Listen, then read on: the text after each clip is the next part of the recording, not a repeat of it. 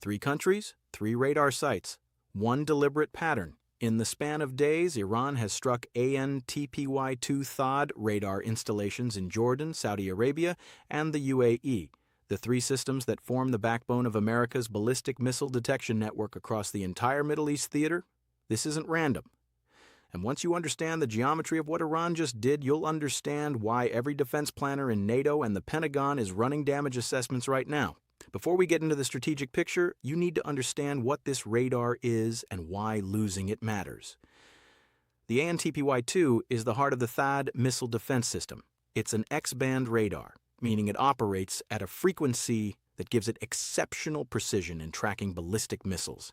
It detects launches, tracks incoming threats at ranges of over 1,000 kilometers, and feeds the targeting data that guides interceptors to a kill. Without it, the THAAD battery it supports can't effectively engage incoming threats. It's not completely blind, other assets can partially compensate, but it loses the precision fire control data it depends on.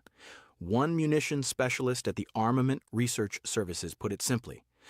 The AN/TPY-2 is the heart of the THAAD battery, and the loss of even a single radar of this type would be an operationally significant event. Each one costs close to $500 million. They are produced in extremely limited numbers, fewer than 20 are believed to have ever been manufactured. Replacing one takes years, not weeks. Here's what the satellite imagery and verified reporting actually shows, and where we need to be precise.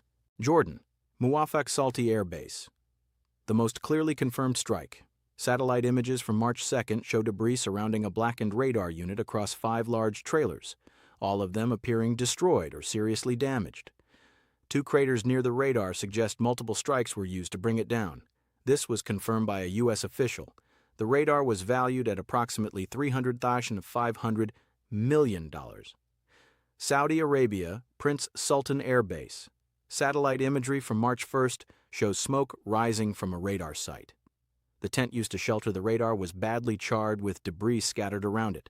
However, CNN was unable to confirm whether the radar was present at the time of the strike, and neither U.S. nor Saudi officials have confirmed the system's status. This one should be characterized as a likely strike on the radar site, not a confirmed destruction. UAE, Al Ruwais and Al Sadr. Buildings at both sites were struck, including vehicle sheds used to store radar systems. Damage is confirmed. Whether the radars themselves were inside at the time remains unclear. Iran claimed destruction. Western analysts are more cautious. So to be precise, 1 confirmed destruction, 2 significant strikes on radar infrastructure with unconfirmed radar status.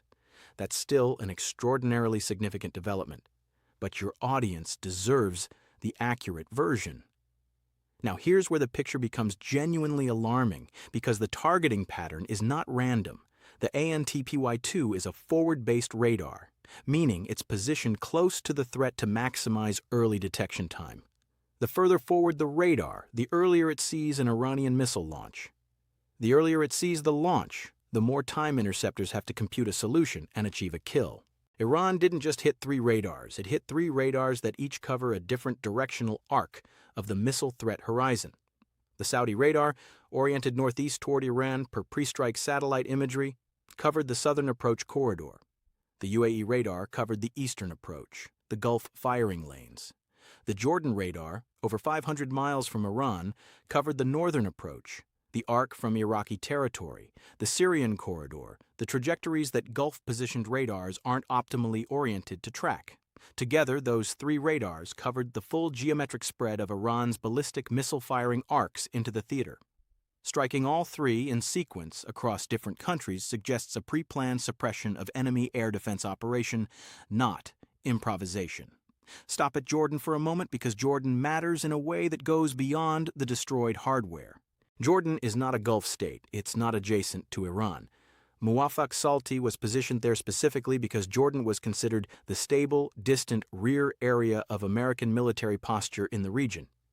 Far enough from Iran, behind enough geography, a place where critical sensor infrastructure could sit in relative safety. Iran reached Jordan anyway, over 500 miles from Iranian territory. That has a specific message for every capital in the region. There is no rear area. There is no distance that places American military infrastructure outside Iran's operational reach. The entire Middle East, not just the Gulf, not just the coastline, is inside Iran's strike envelope. For Jordan specifically, that creates an almost impossible political position. Jordan's economic survival depends on Western financial support. Its security against more powerful neighbors depends on American backing. It cannot easily ask American forces to leave, but it also cannot absorb repeated Iranian strikes on its soil without its own population asking hard questions that the Hashemite government struggles to answer.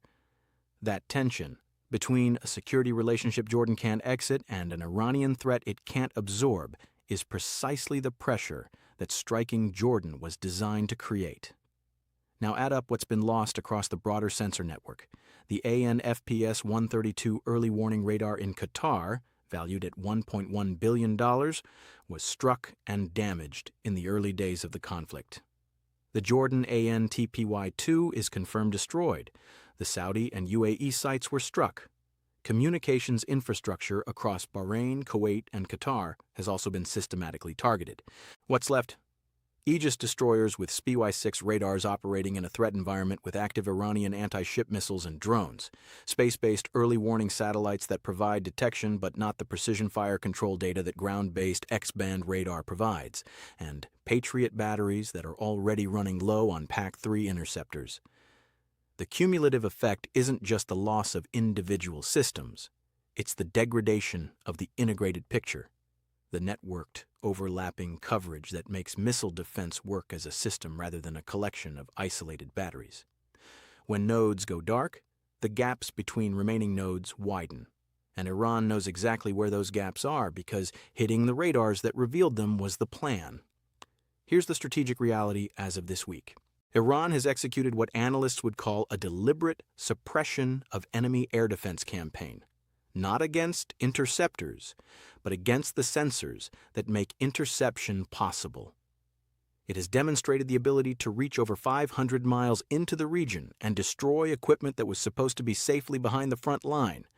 The question now is what happens next to the sensor network that's been degraded, to the interceptor stocks that were already under pressure, and to the coalition of nations hosting American military infrastructure that is now visibly inside Iran's operational reach. We're keeping a close eye on all of it. Stay locked in.